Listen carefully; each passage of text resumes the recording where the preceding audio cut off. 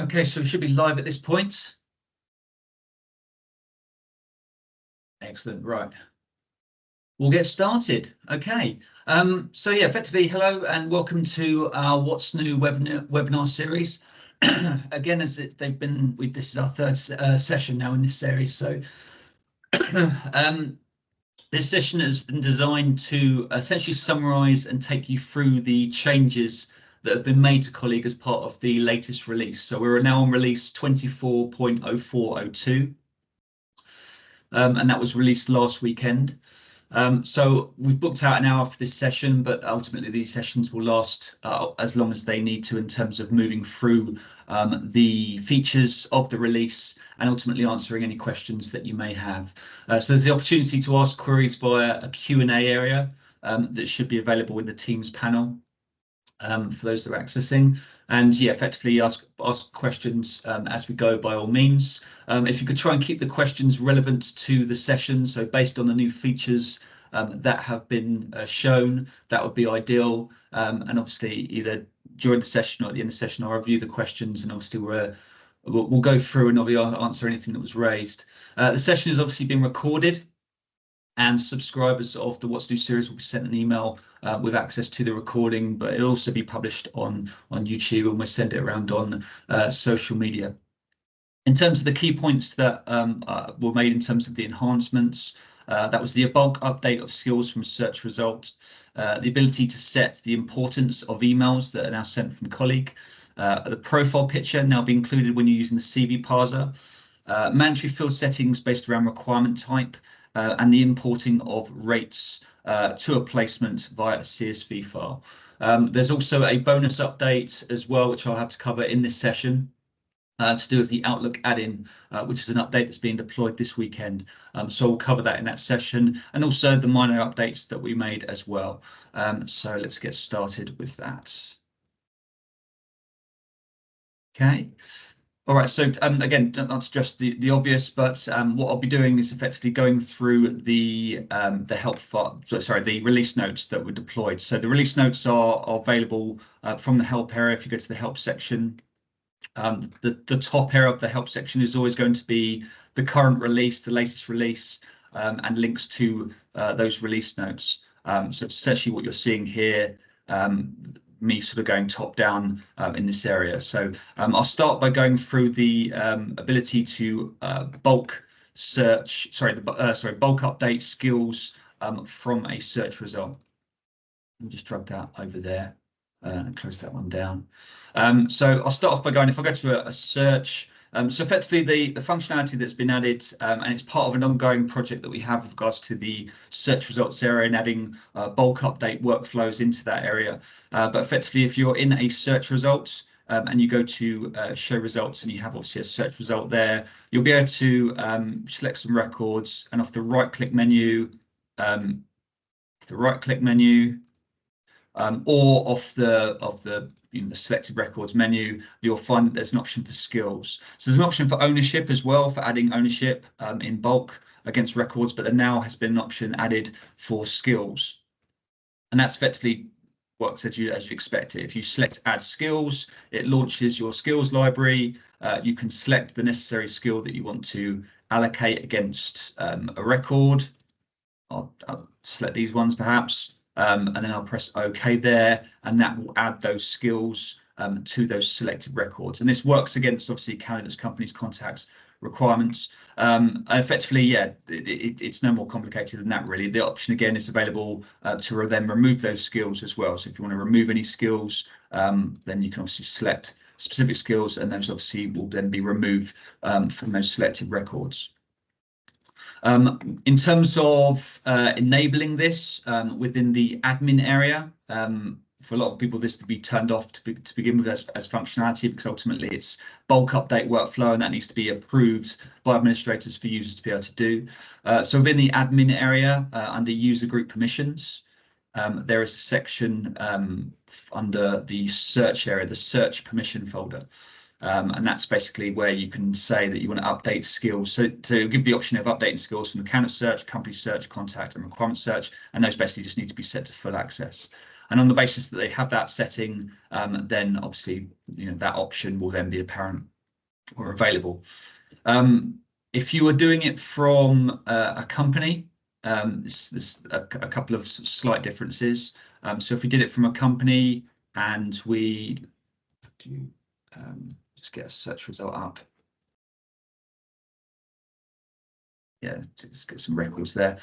So if we were doing it from a company and we selected some company records, and again, we went to add some skills, you'll notice that there's this option here of copy added skills to all contacts. So just as you have this functionality on a record when you're adding a skill, if you are adding a skill to a company, the option is there to tick that, and then when you've added that skill to that company, it will also add to all the contacts that are associated to those associated companies as well. So that's a kind of a bulk update process that's available there. Likewise, on the contact, it has the same functionality again as if you were on the contact record. When you're adding contacts, change that to just bring up something. Just bring up.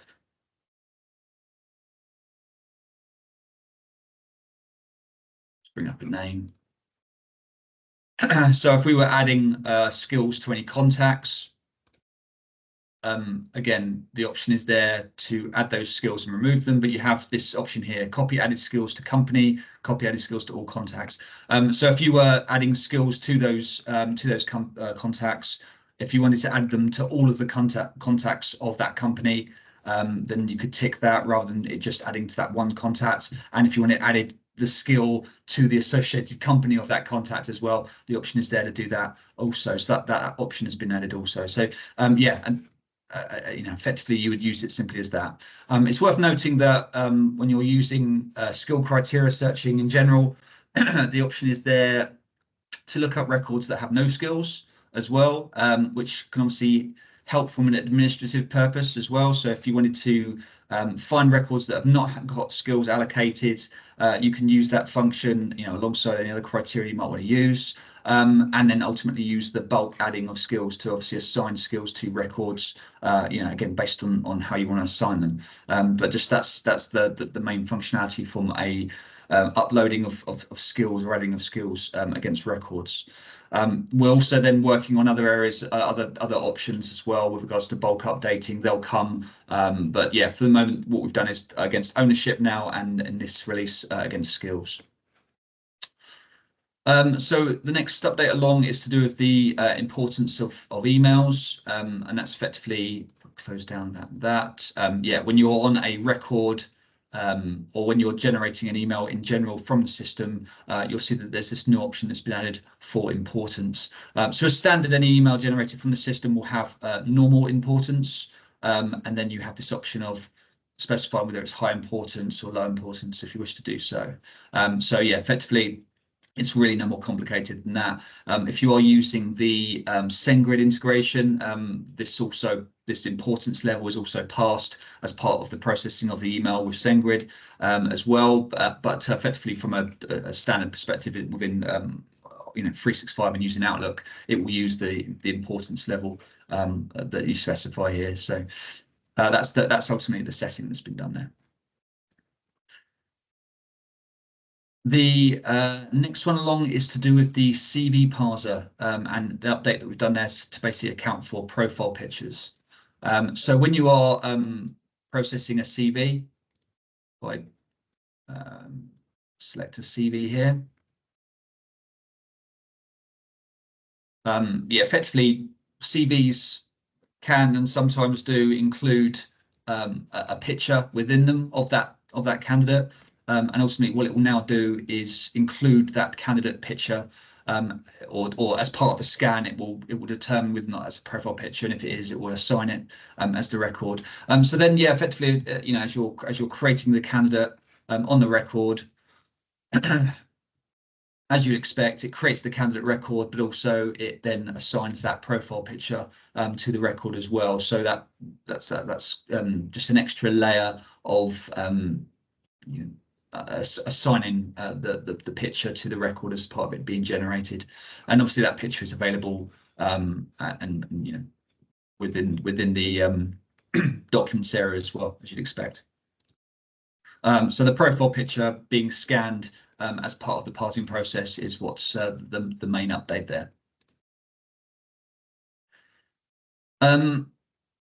Next along, let me just check to see if there's any questions.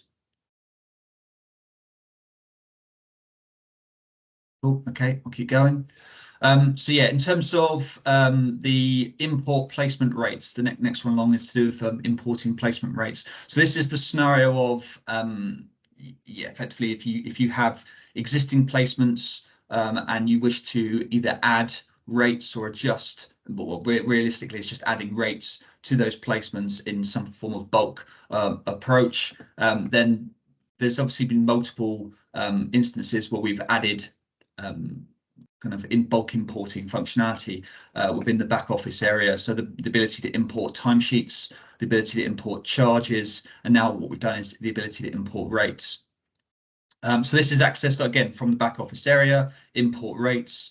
You select the import rates option, and then just as you have with the other options, you've got a section where you can go to look at the sample spreadsheets. If I click on here, it will take me to information about the format of the file, but fundamentally the example rate spreadsheet is there as well to download. And then providing that you are importing a spreadsheet that is of the format that's given there, then it'll obviously import into the system. So as an example, I've got an example one here.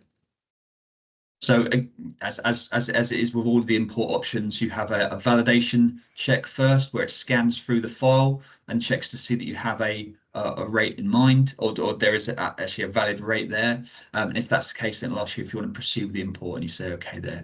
That then imports the rate. The placement that I imported that rate against was here. So if I just refresh this placement, we should see now that we've got our example imported rate. So yeah, if it's a case that you have a series of rates against a load of existing placements in the system, you can now bulk import and obviously assign those rates. And ultimately, if you have it, this is regardless of authorization level. So if you have sort of second level authorized placements and new rates that you need to import into those placements, which can then be picked up through timesheet processing, again, it's all supported and allows for that. So that's the import, that's the placement import rates. Next one along is the requirement mandatory field settings. So effectively, it's always been understood that when you're importing a requirement, or sorry, when you're creating a requirement, should I say, the mandatory fields that you may have if it's a contract versus the mandatory fields that you may have if it's a permanent, they're obviously going to be different. But for a while now, it's been a case that you've just had mandatory settings against a requirement, whereas now you're able to configure that in better. So if we go to the admin area and go to mandatory fields, and if we switch this entity type to requirement, then effectively what you can do is, when any of these fields, you've got this drop down option where you're selecting what type it is. So a good example would be hours per week. If I select that to be only for contract or rolling contract as the example, and that's now set. I'll also create a new requirement now. You can see that we've got obviously a red asterisk against the job title and a red asterisk against the hours per week. But if I was to switch that to perm, then that hours per week red asterisk has gone because only the job title is now a mandatory field. And that's effectively the options. You've got obviously the freedom to assign different mandatory fields now based on the type of requirement it is, whether it's contract, permanent, rolling contract or fixed term. Okay, so that's the last of the kind of main enhancements. I'll now go over to the bonus update, which is to do with the Outlook add-in, which wasn't deployed as part of the main release, but will be going out this weekend. So that's why it wasn't part of the release notes. So I'll update the release notes to include this as well. Effectively, the update that's been made to the add-in basically means that when you're creating an email, The add-in has been there for a few sprints now on the instance of creating an email. And what we had before when you clicked on here is that you could just attach a file. And that basically just meant you could click attach file, you could look up a record in the system. I'll pick on that one.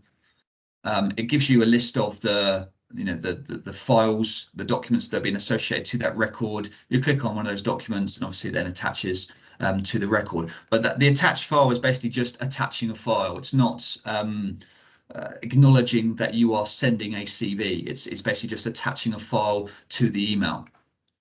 So what we wanted to do is update this functionality so that effectively you could deal with or you could process the sending of a spec CV, or you could process the sending of a CV associated with a requirement, and that's where you've got these options here now. So if it's the case that you're, again, I'll start again. If it's the case that you are, creating an email and you are looking to process as maybe replying to an existing email chain, and you're looking to reply with perhaps a spec CV, what you'll be able to do is select spec CV. You'll then have this option here which says search candidates.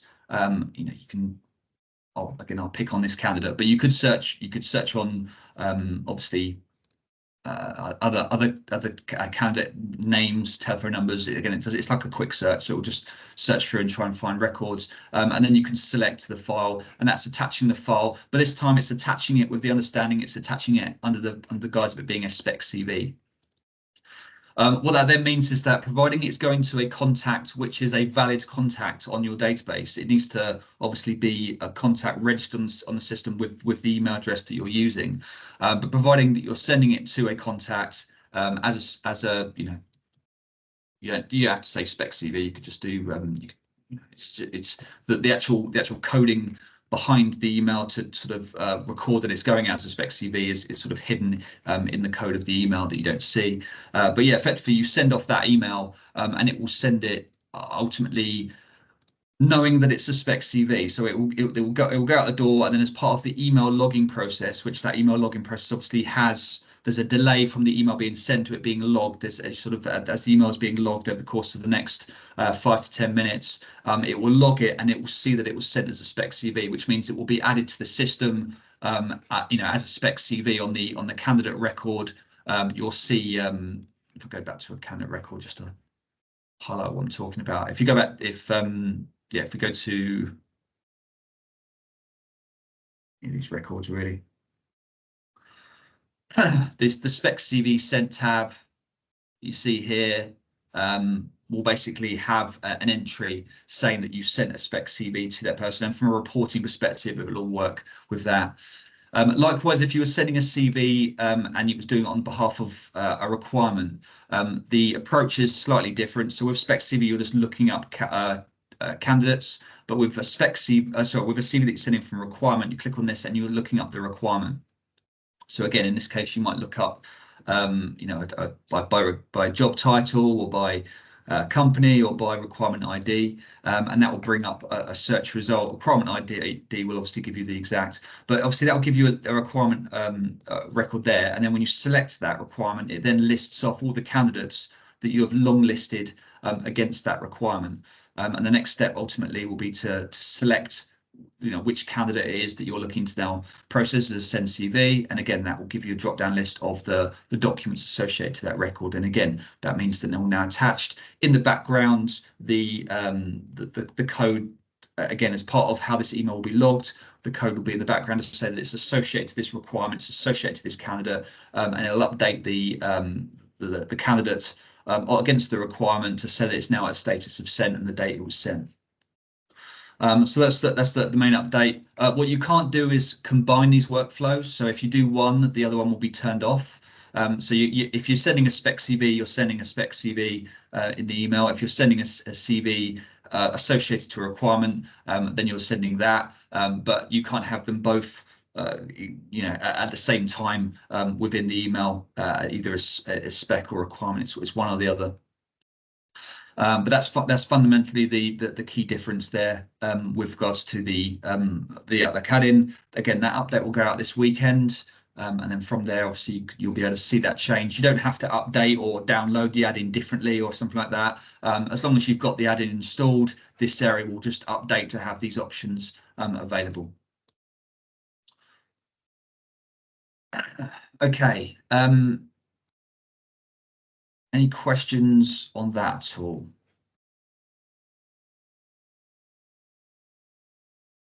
Great. Okay. We'll keep going. Right. Next one along is the portal. So for those clients that have got or that are using portals, then yeah, effectively this area has been updated as well. So if I log into the portal as a contact, sign in. So again, just to address the obvious, the contact portal obviously gives the contact a mechanism to see their profile, to upload documents against their record, and ultimately, if they're having timesheets submitted against placements they're associated to, they'll see the timesheets there for approval. Likewise with expenses. So the key update that's been made as part of this release is whereas timesheets had this functionality of timesheet queries.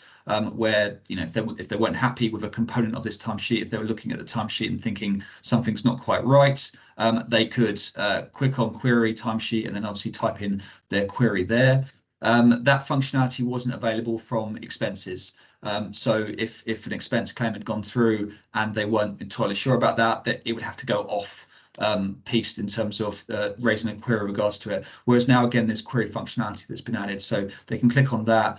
They can obviously, place a message of some kind.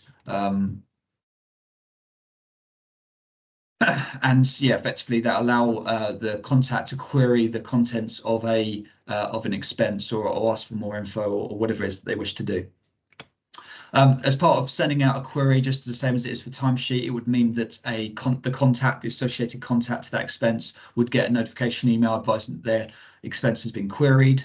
And then from their perspective, they can then log into Colleague, log into their portal, go to the placements area, and obviously go to their associated expense, in which case it's this one, and obviously they can see the queries that have been raised associated to that expense, and obviously they can then reply as they need to. So they can go back and forth on those queries, and then have those discussions as necessary until the query is resolved.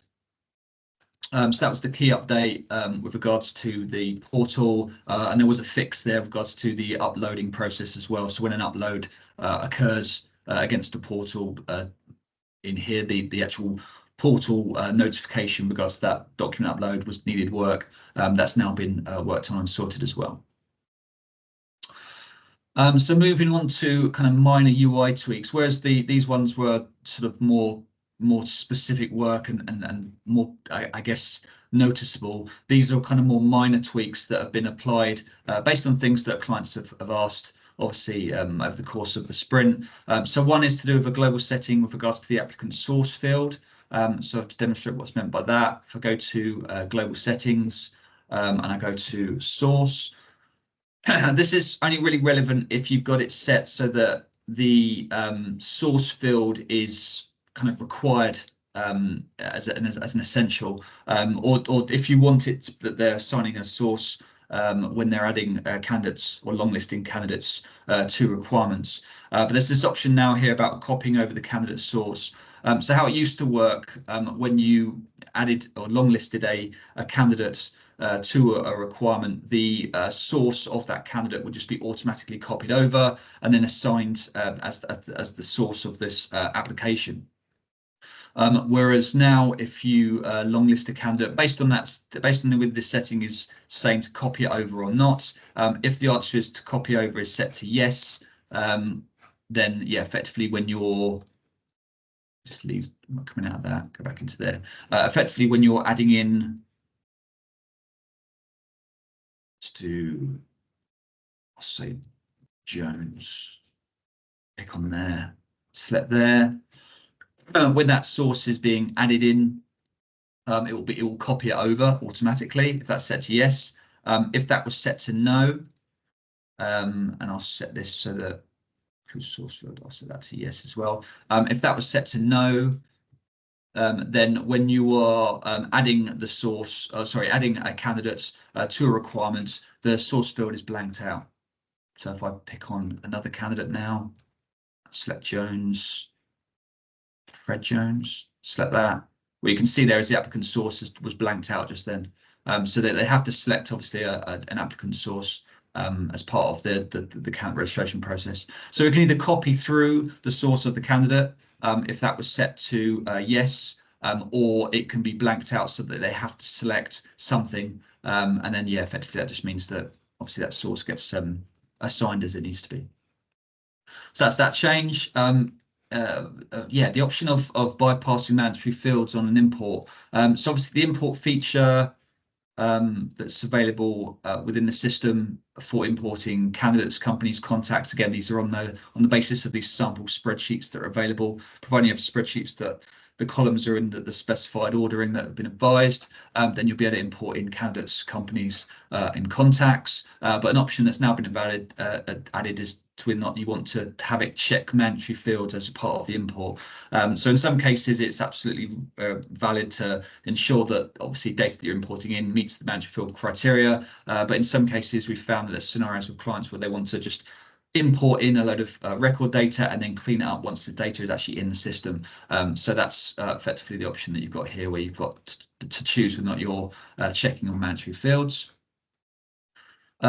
Scan document sub menu, if I just cover that, that's on a candidate record. If I go to my example candidate I pick on in general. So after we added the extra option to scan documents from,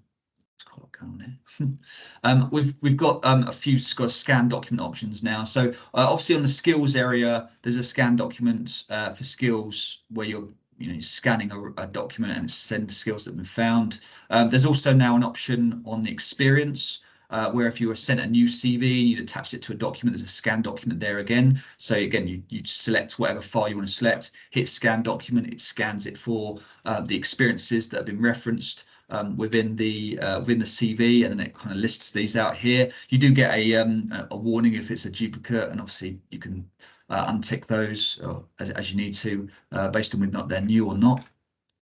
But that gives us effectively two different scan document options. So when you're in the Documents tab now, the scan document option is a sub-menu where you've got skills or experience for either of those kind of two options effectively. So that's either from the document options area or from the right-click menu. You've got scan document there, and it obviously has those options that you see there. Jumping down, there's add new document as well added to the right click menu, so you can right click, add new document, and that triggers the new document option as well. That's been added. Notes section. So within the, if I go to again back to the admin area and to the notes area. So this is to do with obviously the notes tab that is available on all of the records. You have obviously the ability to assign different notes. Within the notes area, the actual header text of the notes used to be kind of tucked away in global settings for reasons that can't really be justified. So yeah, effectively we've updated the notes area now so that you can change the header text. So this is the header text of the note option itself. If you wanted to change that, you can obviously do that within notes maintenance, and you're just allowed to obviously make that change there now. And that's the same for all of the entity types. So again, you can change the note text and also the placeholder text as well. So that's the kind of the default text that is shown if the text is empty. It has the option of showing some placeholder text that you can assign there. Next one is the refresh button on the company contacts table. So if I go to a company record, this really became relevant after we made the summary view an option that you can kind of edit. So from within the company contacts table, you could select a record perhaps and use the summary view and then maybe make a change from the summary view, change their job title or something like that. And this table wouldn't update based on the change that you made. The option is there now to just refresh the company contacts table, and that just helps to refresh the content of that table. It's a very minor change, but ultimately we've done that in lots of areas. The history is another prime example where you have a little button here to hit refresh to trigger that, and we do that on some of the tables where the content within them can change just dynamically. So it just helps to obviously have those refresh options there. The next one along, or the last one, should I say, is to do with the leads. So if this is it in the scenario of having a lead, I'll just bring up leads against this user. And if I go into a lead that's not got a contact associated to it. So yeah, effectively, you've got the option of obviously leads in the system where you can just have a potential opportunity as opposed to a confirmed opportunity, which would be a requirement. But what you've got is ability to have either free text contacts or free text companies. But when it gets to the point that you're looking to now qualify it or register the company, you obviously have a workflow to create the company from there.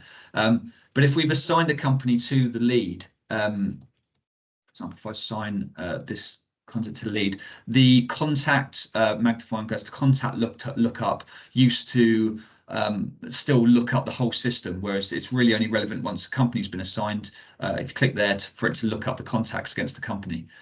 So by doing that, it just saves a bit of time, really, just looking up contacts. And that's kind of consistent with the behavior throughout the system, really.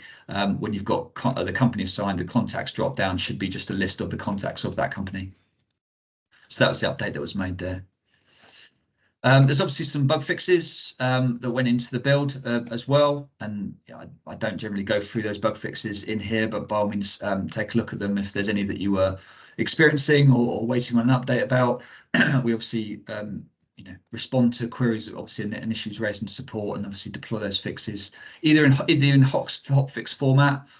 If it's something that we can literally just address straight away and then deploy, we'll sometimes do that. But if it's then requires obviously a more kind of back-end update to resolve the issue, it gets deployed as part of a release. But we reference it in the release notes either way.